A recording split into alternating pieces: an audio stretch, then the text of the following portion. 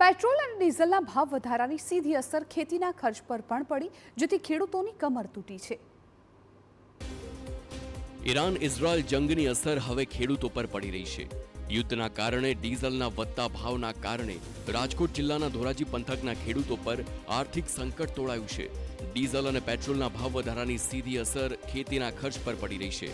ખેડૂતોનું કહેવું છે કે 1 વીઘા જમીનમાં ટ્રેક્ટરથી ખેડ કરાવવાના ખર્ચમાં 100 રૂપિયાનો વધારો થયો છે, તો બીજી તરફ ખાતરના વધતા ભાવના કારણે પણ ખેડૂતોની કમર તૂટી છે.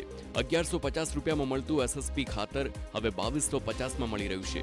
એમોનિયમ ફોસ્ફેટ સલ્ફેટ ખાતર જે અગાઉ 1550 રૂપિયામાં મળતું હતું, તે હવે 2250 રૂપિયામાં વેચાઈ રહ્યું છે. જ્યારે એમોનિયમ સલ્ફેટ ખાતર જે 950 રૂપિયામાં મળતું હતું, તે હવે અંદાજે 1400 રૂપિયામાં મળી રહ્યું છે. પ્રથમ તો ખાતરમાં, ત્યારબાદ બિયારણમાં અને હવે ડીઝલમાં અસહ્ય ભાવ વધારો કરી દીધો છે.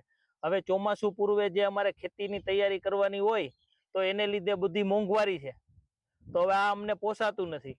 તો સરકારશ્રીને એવી વિનંતી છે કે આ ભાવ વધારા માપે રાખે અને ખેડૂતોને પોષણક્ષમ ભાવ મળે એવી કંઈ વ્યવસ્થા કરે.